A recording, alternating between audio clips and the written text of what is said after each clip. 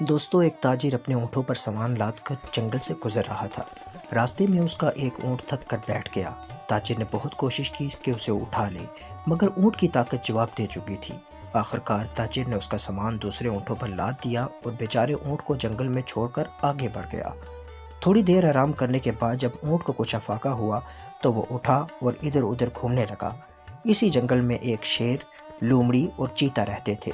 شیر نے جب یہ اجنبی اونٹ دیکھا تو اس کے پاس آیا اور پوچھا، تم کون ہو؟ میرے جنگل میں کیا کر رہے ہو؟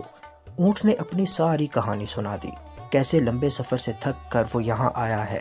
شیر کو اس کمزور اونٹ پر ترس آ گیا۔ اس نے کہا، تم ہمارے مہمان ہو، جب تک صحت یاب نہیں ہو جاتے یہیں رہو، ہم تمہاری حفاظت کریں گے۔ اونٹ شیر کی بات مان کر وہیں رہنے لگا، لیکن چیتا اور لومڑی دل میں خوش نہیں تھے۔ کچھ دن بعد شیر بہت بیمار ہو گیا۔ شکار نہ کر پانے کی وجہ سے وہ کمزور سے کمزور تر ہوتا چلا گیا۔ چیتے نے کہا، آپ بہت کمزور ہو گئے ہیں، اگر جلد شکار نہیں کیا تو حالات مزید خراب ہو جائیں گے۔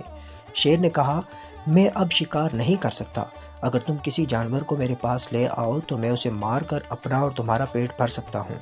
یہ سنتے ہی لومڑی کے دماغ میں شیطانی خیال آیا۔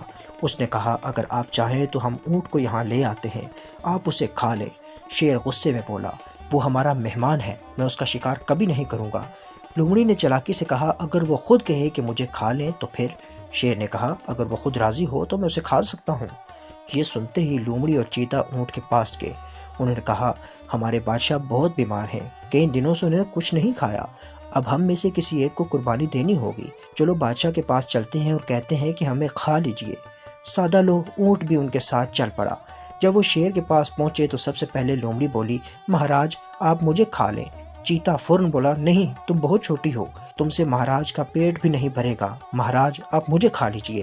لومڑی بولی، اگر تم مر گئے تو مہاراج کی حفاظت کون کرے گا؟ نہیں مہاراج، آپ مجھے ہی کھا لیں۔ اونٹ نے سوچا، اگر یہ دونوں اپنے آپ کو پیش کر رہے ہیں اور شیر پھر بھی انہیں نہیں کھا رہا تو مجھے تو وہ کبھی نہیں کھائے گا، آخر میں تو اس کا مہمان ہوں۔ اس نے معصومیت سے کہا، مہاراج آپ مجھے کھا لیں۔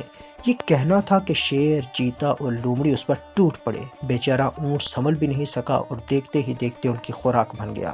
دوستو، اس کہانی سے ہمیں سبق ملتا ہے کہ جو لوگ زیادہ سادہ لوگ ہوتے ہیں وہ دوسروں کی چالاکیوں کا سب سے آسان شکار بن جاتے ہیں۔ بغیر سوچے سمجھے کسی کی بات پر اندھا اعتماد کرنا ہمیشہ نقصان دہ ہوتا ہے۔